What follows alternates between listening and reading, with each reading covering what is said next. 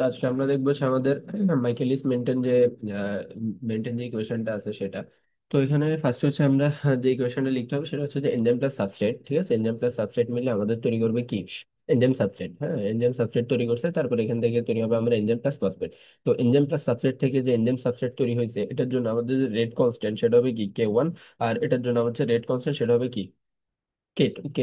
K2, ঠিক আছে। আর হচ্ছে যেহেতু আমাদের এনজাইম প্লাস সাবস্ট্রেটটা ভেঙে যখন এনজাইম প্লাস সাবস্ট্রেট তৈরি হবে সেটার জন্য রেট কনস্ট্যান্ট হবে কি K−1। ঠিক আছে। এখন আমাদের যে এনজাইম সাবস্ট্রেট তৈরি হওয়ার যে রেটটা সেটা হবে সবসময় জিরো। কেন জিরো হবে? কারণ হচ্ছে আমাদের যতটুকু ফরমেশন হবে ঠিক ততটুকুই কি সেটা আবার ব্রেকডাউন হয়ে যাবে। ঠিক আছে, এই জন্য সেটার যে ফরমেশন রেশিওটা সেটা হবে সবসময় কি জিরো।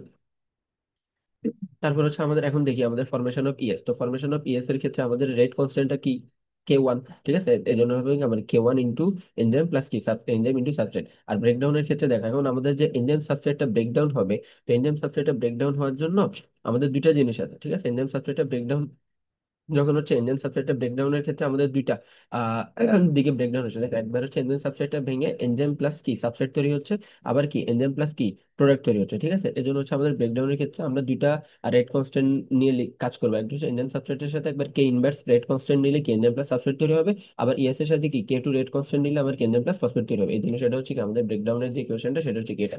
এখন আমরা আগেই বলছি যে আমাদের যে ইন্ডিয়ান সাবস্ট্রেট তৈরি হওয়ার যে রেটটা সেটা সবসময় কি থাকবে জিরো। তো জিরো যদি থাকে তার মানে কি আমাদের ফরমেশন আর ব্রেকডাউন কি দুটোটা ইকুয়াল। এই জন্য এখন দেখো আমরা লিখতেছি কি যে আমাদের ফরমেশনটা আর ব্রেকডাউনটা দুইটা কি ইকুয়াল লিখছে। যে আমাদের এটা ছিল ফরমেশন, এটা ছিল কি ব্রেকডাউন, তো আমরা এখন দুইটা ইকুয়াল লিখছি।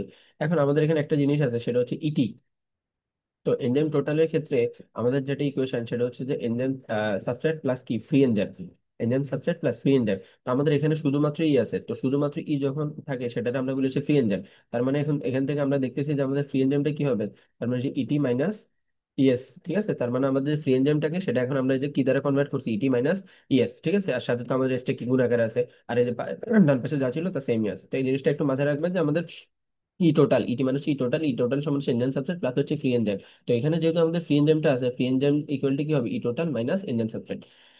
তো এখন এরপর আমরা জাস্ট নর্মাল গুণ করছি, এই যে K1 এর সাথে একবার ইটি এস গুণ করছি, আবার K1 এর সাথে এস আবার কেস গুণ করছি, গুণ করে ডান পাশে যা আছে সব সেম আছে। তারপর কি আমরা সাইড চেঞ্জ করে দিই, তো এই পাশে এটা কি মাইনাস আছে, ও পাশে গেছে আর এটা কি হয়ে গেছে প্লাস। তো প্লাস হওয়ার পরে এখন দেখো এখানেও ইএস আছে, এখানেও ইএস আছে, এখানেও কি এনজাইম সাবস্ট্রেট আছে। তো সবগুলো থেকে আমরা কি এনজাইম সাবস্ট্রেটটা কমন নিয়ে নিছি। কমন নিলে আমাদের এখানে শুধু কি থাকে K1 আর K−1 প্লাস কি K2। এখন এই পাশে আমার কি আছে দেখো K1, এখানেও আছে কি K1, এখানেও আছে। ঠিক আছে, তো এই জন্য হচ্ছে আমরা উভয় পাশ থেকে K1 দ্বারা কি আমরা ভাগ করে ফেলি। তো উভয় পাশ যদি K1 দ্বারা ভাগ করি তার তার মানে কি এখান থেকে আমাদের K1টা কাটা, এখান থেকেও কি K1টা কাটা, কিন্তু এখানে তো কোনো K1 নাই। এই জন্য সেক্ষেত্রে আমরা কি লিখবো যে K−1 plus K2 divide by কি K1। এখন আমরা দেখো আমাদের বাম পাশ নিয়ে কোনো কাজ নেই, এখন তোকে আমরা একদম সেন্সিটিভ আছে। এখন এই যে K−1 plus K2 divide by K1, এই যে পুরো জিনিসটা এজ এ হোল পুরো জিনিসটাকে আমরা বলি হচ্ছে Km। ঠিক আছে, এখন এই পুরা যে এই জিনিসটা আছে এটাকে আমরা কি Km দ্বারা রিপ্লেস করে ফেলবো, তো এটাকে আমরা বলবো কি Km। এখন আমার দরকার হচ্ছে কি এনজাইম সাবস্ট্রেট। ঠিক আছে, আমার দরকার হচ্ছে এনজাইম, আমার কাজ হচ্ছে কি সবকিছু এই যে এনজাইম সাবস্ট্রেট নিয়ে কাজ, তাই না? কারণ হচ্ছে আমরা এই যে এনজাইম সাবস্ট্রেটের রেশিও সরি রেটটা লিখি জিরো, সব আমাদের হিসাব নিকেশ হচ্ছে এনজাইম সাবস্ট্রেট নিয়ে। এই জন্য হচ্ছে আমরা এনজাইম সাবস্ট্রেটটাকে এক পাশে রেখে বাকি সব অপর পাশে পাঠিয়ে দিব। তার মানে এখানে কি আছে ইটি ইন্টু এস, আর এখানে আমাদের এই জিনিসটা কি এটা ইন্ডাক্টরের সাথে গুণাকার আছে, তাহলে অপর পাশে গেলে কি সেটা ভাগ হয়ে যাবে।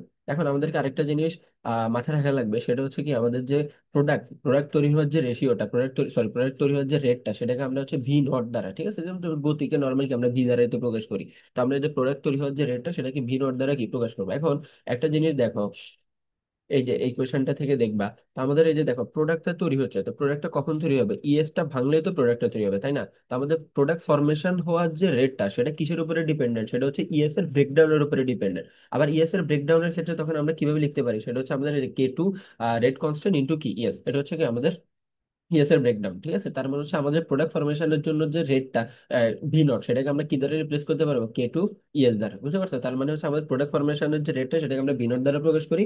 আর আমার প্রোডাক্ট ফরমেশনটা হচ্ছে কোথায় থেকে, এই যে আমাদের ইএসটা ভাঙার কারণে, এই জন্য সেই আমাদের প্রোডাক্ট ফরমেশনটা ইএস এর ব্রেকডাউনের উপরে ডিপেন্ডেন্ট। এই জন্য দেখো আমরা প্রোডাক্ট ফরমেশনের রেটটাকে আমরা এই যে ইএস এর ব্রেকডাউনের রেটটা দ্বারা কি রিপ্লেস করে ফেলছি।